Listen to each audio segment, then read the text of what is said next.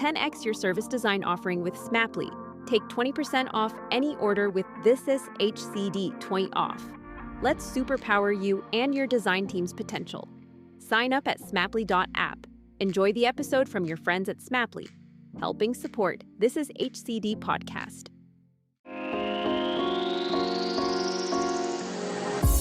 Hello and welcome to Pushing Practice on This Is HCD. I'm KA McKercher. I'm a designer, a writer, and I use them, they pronouns. I want to acknowledge the traditional owners of the lands in which I'm recording this podcast, the Wongal and Gadigal people of the Eora Nation, as well as all nations across Australia.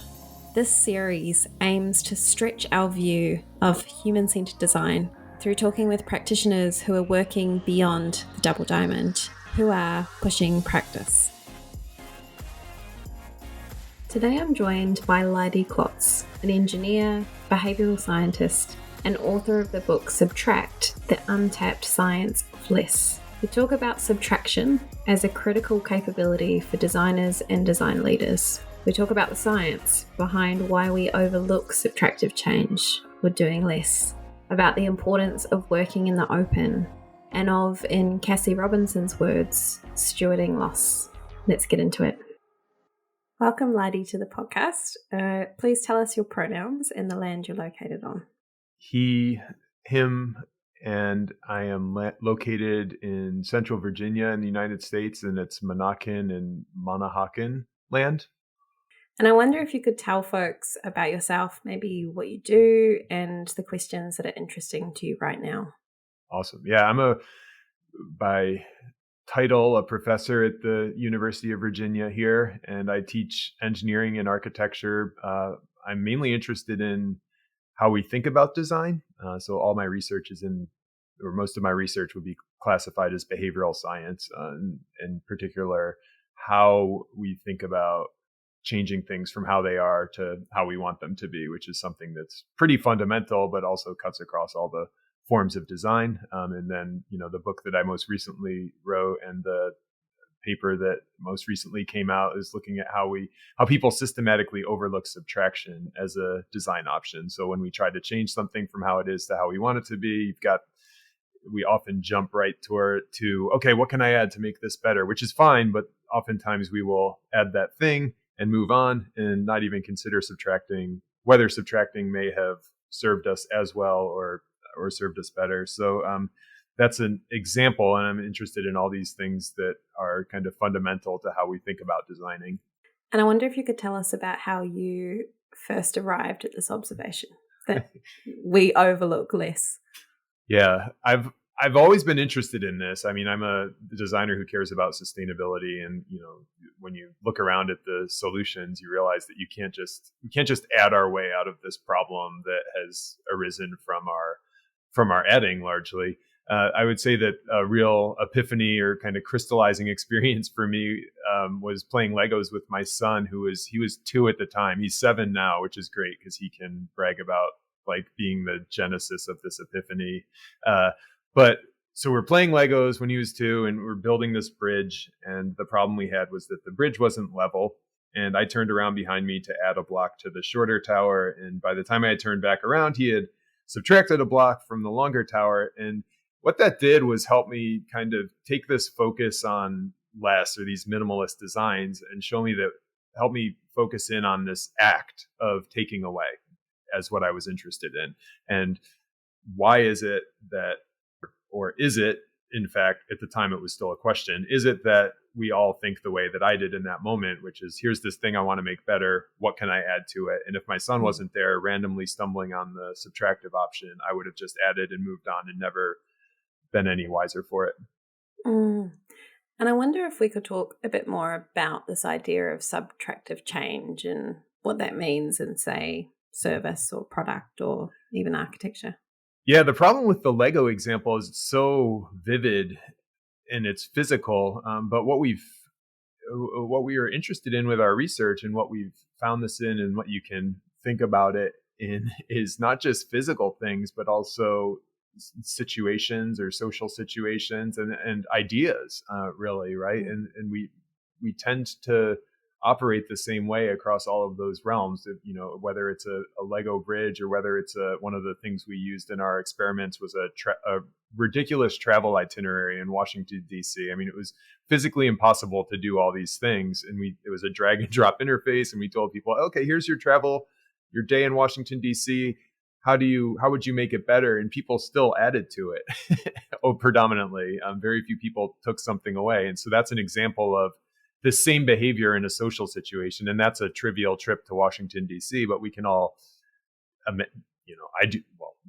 won't say we can all. I'll say I myself today have noticed myself just adding more things to do as my kind of default way of making my day better. And so we do this in the physical situation or in the social situations, and then also in ideas, right? It's really hard. It's really easy to listen to a podcast, accumulate new ideas, but how often do we think about, okay, what are the ideas that are in my head that I no longer think are true, or that I've received evidence that kind of shows those ideas aren't accurate? And all of those areas are areas where we systematically overlook subtracting as a way to make change. Does that make sense?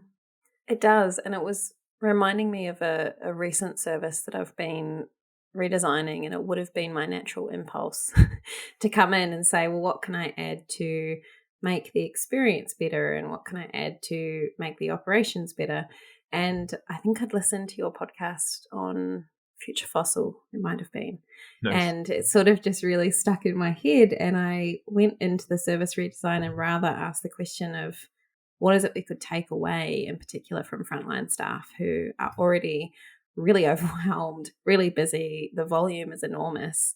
So we started thinking about what are things we could take away from the frontline task list and actually sort of outsource to different places or different ways of getting done, so that when the person comes to have the service, there's already a whole bunch of things that have been done in different ways, so that the kind of frontline experience is more about taking away the burden of, huge amount of admin to be able to actually focus on the human experience. Yeah, that's awesome. That's such a great example of subtracting in complex systems, but also invisible systems. And so I would, toot your horn a little bit here, where to be able to subtract things in that situation, you had to understand what was going on, right? Any consultant could come in and say, okay, here's the 3 things you need to add. You need to know absolutely nothing about the organization to add things to it. But to identify the things you need to subtract, you have to actually understand what's happening. And that lesson applies to all of us, right? There are all these kind of invisible things, invisible structures, invisible tasks that are occur throughout our days, that if we pay attention to, the first step to subtracting them is to pay attention to what they actually are and systematically kind of identifying them so that we can evaluate whether they're actually good things to keep or not. I'm glad that worked. Yeah. Yeah, me too. I'm wondering what this is about. So, perhaps it's not just designers that have this impulse to add things. And it sounds like through some of your experiments, the suggestion is that this is a broader sort of phenomenon. I mean, what's the science about why we just want to add things all the time? Yeah, it's designers, but I think everybody's designers, right? It's everybody who's trying to change things from how they are to how we want them to be. And also, it's not just humans. I mean, there's animals do this too, right? And so in my book, I explored some of the, so the basic finding from the paper was that we overlook subtraction and that we add first and then move on. And so in the book, I could explore some of okay, why might this be the case? And you look at biology and evolutionary history, and then your mind starts to think, or then you go towards, okay, what things have been advantageous in us passing down our genes, or in different species passing down their genes. And okay, adding food, that's been evolutionary helpful behavior. But then you also learn about things like competence, which I knew about competence, this desire to show that we're making an impact on the world, but I didn't know how fundamental it was. And my go-to example for that is bowerbirds building nests. And so these birds will build these ceremonial nests, and the male birds build them. The female birds go around and look at the nests, decide which male to mate with based on the ceremonial nest. And then the females go build a nest to raise the young. So the whole purpose of this first nest is just to show that the male who built it is competent and is effective at interacting with the world, which seems silly, but it's not silly, because what that is showing is that, okay, if a male is good at building a nest, then they probably have genes that are also good at, acquiring food or doing other things that you would want in your kind of genetic lineage. And so we all share this desire to display competence, and you can, see parallels in the McMansions and things like that. But you can also, that whole idea of competence has been extended to successful task completion too, right? And so all these marginally useful tasks, you feel good when you check off a to-do, even if it's not something that is kind of directly aligned with what you're trying to accomplish or your big picture goals. And, because you're displaying competence, you're showing you can effectively interact with the world. And so that I think could be these biological forces, whether this desire to acquire things, this desire to display competence, that are pulling us in a direction of adding. Of course, they're not to excuse it, right? I mean, one of the fundamental ways that evolution works, at least, is adaptations and selections, right? So if you use evolution as a model for your designing, this is in my view, how we should view adding and subtracting, is more kind of complementary approaches to making things better, right? So evolution, I don't know if progresses is the right word, but evolution moves by adding things and then subtracting. And we could think about that in our designs too. If adding is a good way to make something better, then maybe subtracting is also a good way to make something better, and we should consider it. So and that's just the biological stuff. I can go into the cultural and economic forces too, if you'd like. But do it. I'd love to hear about that. Yeah. So this is chapter 2 is biology. Chapter 3 are the cultural forces. And so it's like from the beginning of human civilization, right? When you don't have food and shelter and books, it makes sense to add these things, right? And so for a long time, adding has been a really good way to make change. It's like, okay, acquire more food and more food stability, acquire more. We don't have a city, let's build a hospital, let's build an administrative building, build roads, and the same with ideas. There's not a abundance of information, so how can we kind of share and add information? And for a long time, this adding the cultures that added and expanded are the cultures that turned into us. I mean, we of course, not every culture is exactly the same, but the cultures that were like the Monahakan and the Monacan that we mentioned at the beginning of the show, I mean, those cultures have been eclipsed by adding cultures. And yeah, so there's that cultural history. And I think there's a good argument to be made that this is, we're in a unique period where we have this opportunity to subtract, right? We can look at our cities and say, okay, this city's been built up. 90% of the highways are effective and useful and, doing their job, moving people around. But what about this 10% that's, separating a neighborhood or, creating urban heat islands, reevaluating the things that we have added and deciding which ones could be subtracted for good. And that's not a decision that our ancestors necessarily had the opportunity to make. And then, of course, there's the economic forces. A lot of people jump right to those, right? Where it's like, oh, capitalism, we can't add to and be capitalistic. And I'd argue that it's less about capitalism. And certainly there's opportunities to improve capitalism or to improve our economic system. But I don't think capitalism precludes subtracting. Certainly people, Google is a very subtractive web searching interface. Apple has made a lot of money by subtracting features. And I think that subtracting, as you just explained how you subtracted to add value to this service organization, right? And so I think the challenge is when we kind of conflate progress and growth and some of the blunt economic metrics like gross domestic product, right? You add a prison and that looks good for your gross domestic product, even though it's not necessarily a positive thing or a thing that adds value to society. So certainly there are these kind of economic and social and political forces that sometimes push us to add as well. There's a few different things that I'm thinking about as you're talking, and one is that there are particular organizations and systems in which nothing ever stops. So we have all these products and programs and services, and we might even know that they don't work or they don't work very effectively.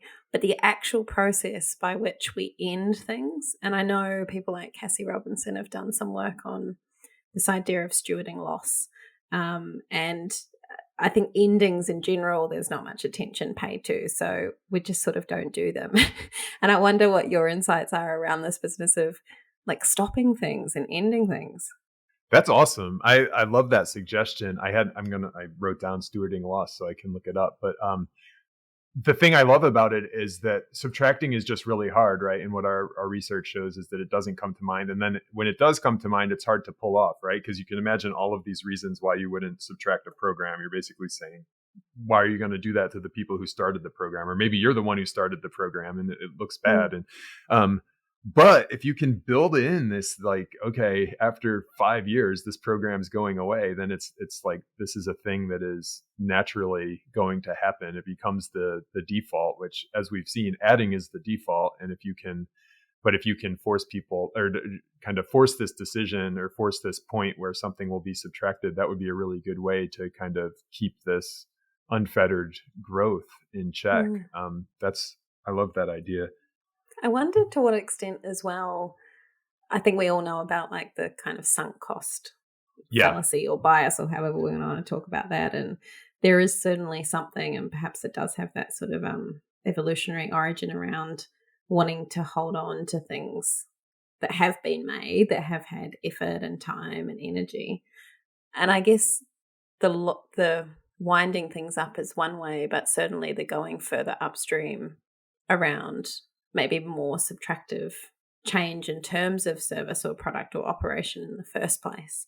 But I guess even implementing a subtractive change might come to be not useful at a period of time and still sort of deserve to be, I don't know, like composted and sort of, we learn what we need to learn and then we do away with it.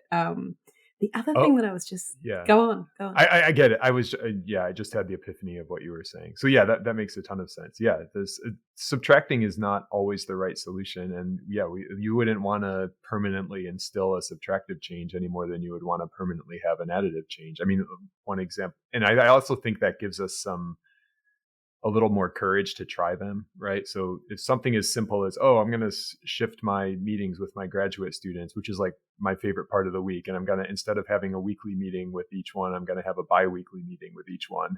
And, we'll see what happens. I can always add it back. I was also thinking, I guess, about should folks want to be more subtractive designers or design leaders? Yeah. I know that as designers we're obsessed with toolkits, but I'm wondering from like a tools or prompts or conversations or habits kind of perspective, what it is that we need to add into our, imaginary toolkit to be more subtractive. Yeah. I mean, listening to this podcast is a great start. Reading the book hopefully helps you, or listening to the book helps you kind of instill it in even more deeply. I would say also that specific reminders, we didn't find much evidence in our research that reminders would increase the rates of subtracting. So if we said, look, on this problem, you can add and you can subtract, that would increase the rates of subtraction. And it was interesting for our research because the reminders that you could add didn't increase rates of adding. So it was perfect proof that okay, the problem here is we're not even thinking of subtraction, because when you remind people more people do it. But we are thinking of adding. You give them a reminder, they're like, well, of course, we already were thinking of that. But that reminder didn't necessarily carry over to other experiments, right? And so I think, so giving yourself specific reminders, like if you know that what you do is design, you do service design and you say, okay, here's my process, and here are the 5 steps that I've kind of developed for the process that I use, and go and work with an organization. It's like, have I reminded myself to consider taking away barriers to the change that I'm seeking? And I imagine most professionals are already kind of thinking that way, but use it as an illustrative example of think about the reminders and put them into the whatever your process is, so that you're not so that it's not possible to then overlook this as an option in the future. And so when you're actually thinking about subtraction, which you could do right after this podcast, you can say, okay, here are the 5 reminders I'm going to put in place in my life to make sure that I don't overlook it anymore. And that would be one way of practically making sure that this stays in your toolbox. I was just thinking as well around how we teach design. And often when we've sort of got past discovery and we've defined a problem or an opportunity, and we get into the kind of develop part or the, designing part, very seldom do I see in design education a focus on both I sort of think about it as, yes, we can develop ideas. We might also just need to join up things that are kind of too disparate across the system. We might need to find something that's already working and kind of amplify that across the system. And more recently, as I've been teaching, I've also been including the subtractive stuff to say, well, there might actually be things we need to take away.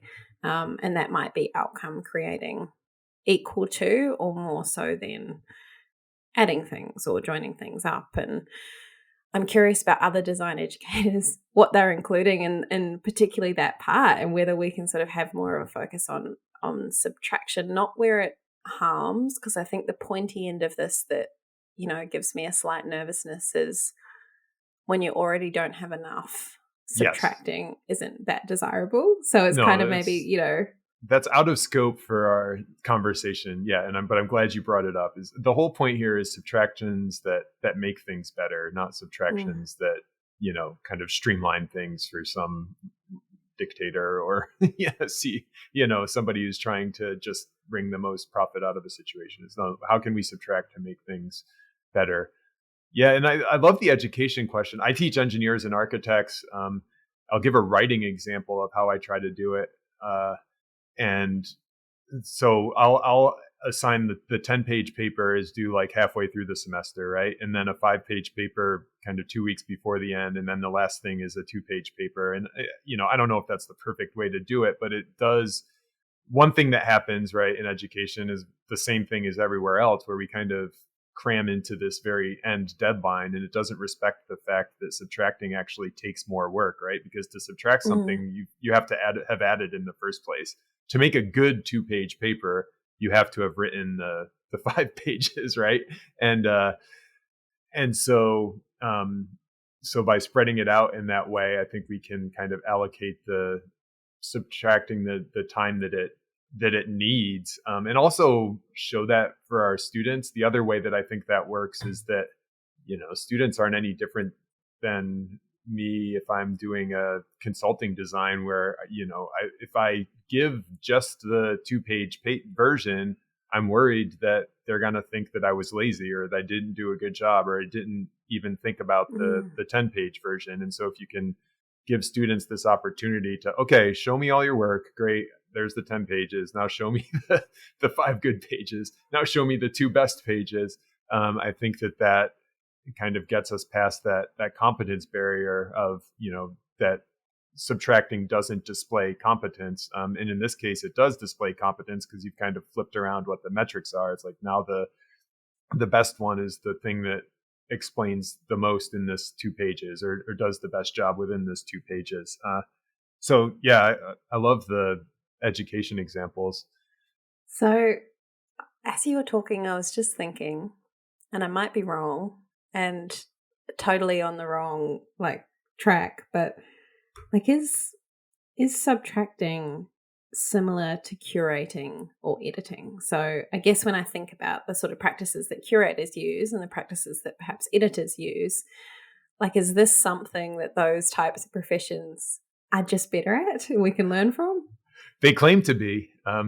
We wanted to. If the pandemic hadn't happened, we had plans to go to an editing conference and study the editors and see if they were better at subtracting in other domains. And I hadn't thought of curators, but yeah, that's the exact same thing, right? You're curating in all its forms, right? Whether it's the curating art or whether you're curating the 3 products you want to show to somebody in the grocery store, you're essentially a process of subtracting. One thing that's interesting there, and I think it highlights the systematic disadvantage that subtracting has, is that subtracting is invisible. So if you think about all this amazing stuff that we read every day that has been improved by editors, nobody thinks about the editor because what they did is invisible, right? They just took away words. And that's the same in the physical world. Like if you take away a highway through the middle of the city, yeah, people might notice at first, but like 20 years later, nobody says, oh, that's a beautiful spot because the highway's gone. They just say that's a beautiful spot. And so when we subtract, it's less visible, which means there are less reminders of subtracting when we're walking around in the world. And I think that's one of the best theories for why we've evolved not to think of it as much, right? Because we're not surrounded by reminders of subtraction in the same way that we are reminders of addition. So this gets back to one of your tips, KA. So in addition to giving ourselves these kind of written reminders, can we make these physical reminders of subtraction? And that's as far as I've gotten with that one. I don't have great examples of physical subtractions, but I do think when we subtract something, we have to do a little extra work to put in place a reminder that, hey, this better experience, this beautiful thing, this better idea has been brought to you by subtraction. And then that would help people think of it more for future situations. I wonder if there's like a movement there of like brought to you by subtraction.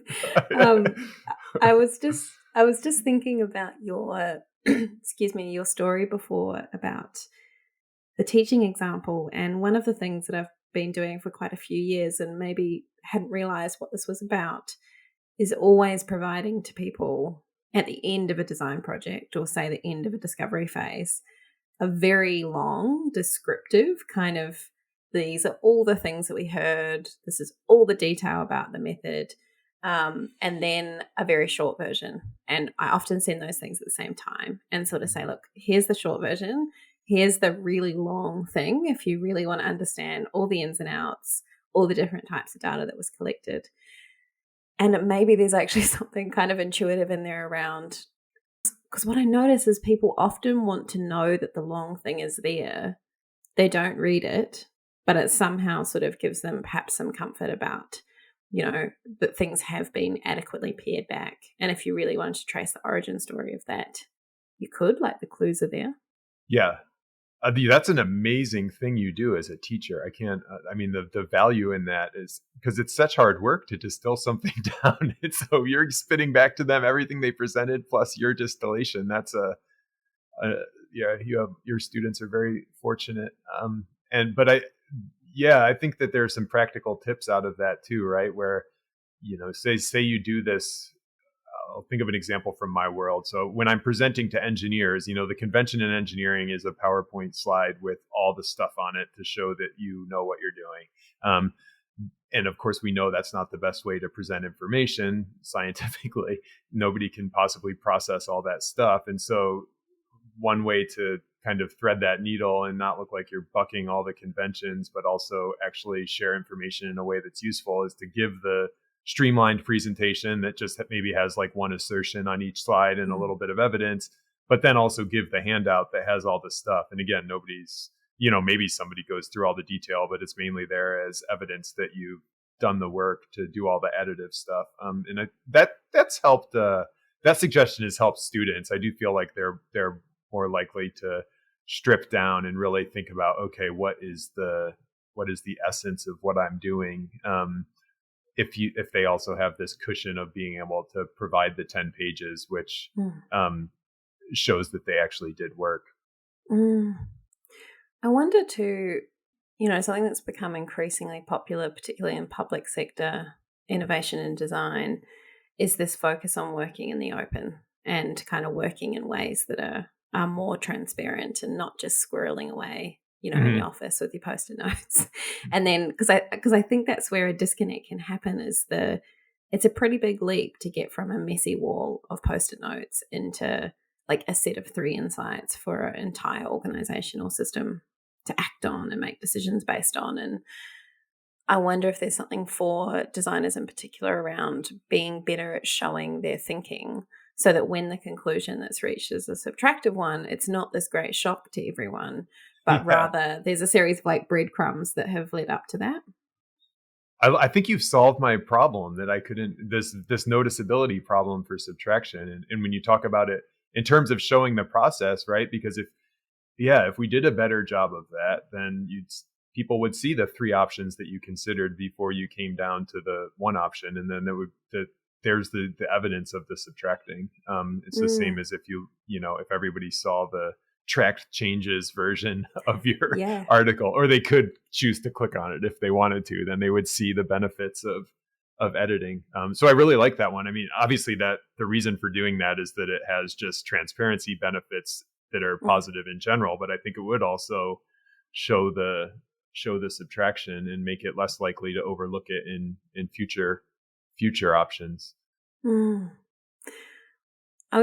As I was reading through the co-authored Nature paper, it describes, we have lots of sayings like less is more. And in the world of design, we have John Maeda's laws of simplicity that have been around for some time. And I'm sure there's hundreds and hundreds more principles and frameworks that deal with, I don't know if conceptually simplicity and less are quite always the exact same thing, but, those two ideas. And of course, it's easy to say that and quite hard to do that actually inside of an organization, inside of a culture that, prioritizes doing more and having more and, these kind of signs of competency. I'm wondering more from a skill level or a capability level, what it is that sort of individuals and teams need to do to be more subtractive. Like, is there things we have to unlearn, if that's such a thing? Yeah, it's funny. Because as I was thinking about the takeaways for the book, right? And you immediately jump to, okay, here are the 3 new things you need to know. And it's exactly like you said, some of it is what do you unlearn? I think that this is a little abstract, but I still think useful, is that, positioning these ideas as binary is a really big problem, right? When we think about adding and subtracting, and one of our tendencies is to be like, okay, if I add, then I can't subtract. Or, one criticism that I'll get, which is completely unfounded. Some of the criticism is founded, but this is unfounded, is that, Leidy just thinks he just wants us to subtract. He doesn't like adding. It's like, no, adding's great. I think if I had to choose one or the other, I would choose adding. But but I'm just pointing out that we overlook this huge potential. And so that's a product of this binary thinking, which binary thinking is helpful in logic and reasoning, right? If you can position two things as opposites, if one's true, then the other isn't true. But it's not helpful when the things aren't actually opposites. And in this case, they couldn't be more similar. They're complementary approaches to making change, right? These are our 2 basic options for trying to make something better. And so if we looked at them in that way, I think that would be a huge, to your question about unlearning, that's a thing to unlearn, is stop thinking of add or subtract. It's add and subtract. These are both complementary ways to make change. I think that would be my number one thing to unlearn. Mm-hmm. I was just thinking as well about, as you were describing this false binary, if there is something that's in the middle of these things, not to sort of just lay them out as an arbitrary kind of spectrum, but if there was something in the middle, I was thinking about the idea of doing a remix. And I know that's a bit 90s, like making a mixtape or like a CD or whatever. That's my era. Let's well, stay in the 90s. Yeah, mixtape.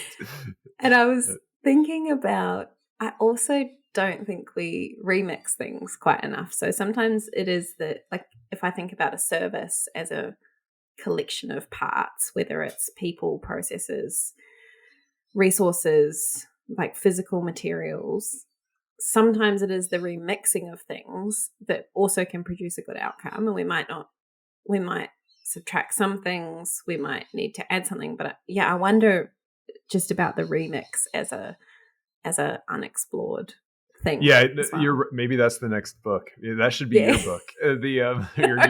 Your next one.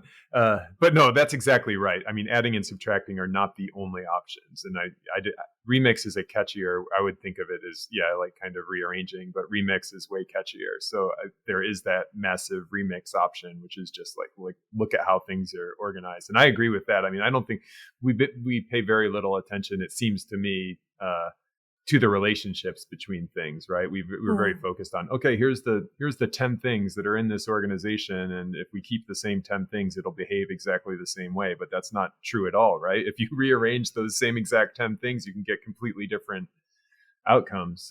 So remix, big category. Probably also overlooked, but I don't have the scientific evidence to back it up. You can have that one. You can explore the remix. You're not. All right.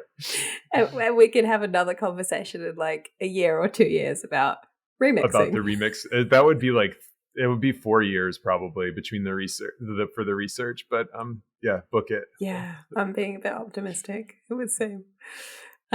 So I'd love for you, as we start to wrap up, Leidy, to maybe tell folks about your book. Like, we'll obviously put it in the show notes, but maybe, the name of the book, where folks can get it, and what they'll take away from it. So the book is called Subtract, the Untapped Science of Less. You can get it anywhere. There's an audio book version. There's a Kindle version. Get it through your independent bookstore if you prefer that. I'd encourage that. So the book is explanation of the scientific evidence, which KA, you mentioned the paper with my co-authors, Ben Combers, Gabe Adams, and Andy Hales, which, the book is impossible without the paper, but the paper is just the first chapter of the book. And then the book goes on to explore what are the reasons for this thing that we've observed painstakingly through all these studies. So the cultural, evolutionary, economic and social reasons. And then with that understanding of the reasons why, the forces that are kind of preventing us from subtracting, some of the practical ways that we might be able to use it. I would say that and again, it's not prescriptive self-help, and I just don't think that it's an appropriate thing for prescriptive self-help in this case, because hopefully does, in the best cases, is give smart people like your podcast listeners this way of viewing the world that will help them see more options. I guess to put that another way, it's like, I'm not to sound pandering to your listeners, it's like, I just don't understand the ins and outs of everybody's job and how they would be applying subtraction in it. And so what the book does is tries to explain why this is happening, give a series of examples from different areas of how people have subtracted, and then when it's successful, which I get to hear some really positive feedback from designers, that it helps them think of new subtractions that aren't mentioned in the book.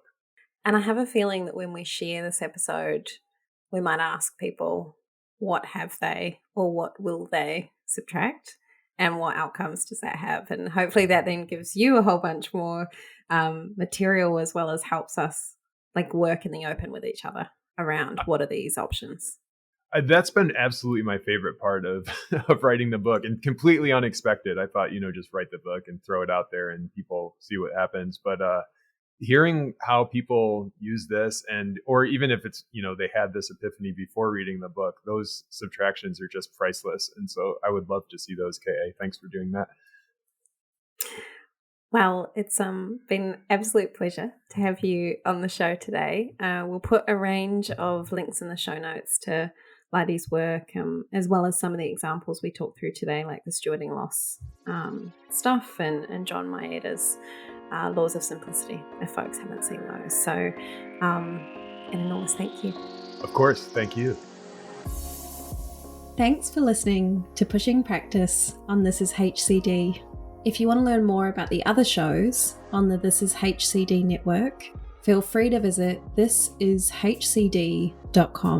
You can sign up to the community newsletter, learn about upcoming online community gatherings, or join the Slack channel, where you can connect with thousands of other human-centered design practitioners around the world.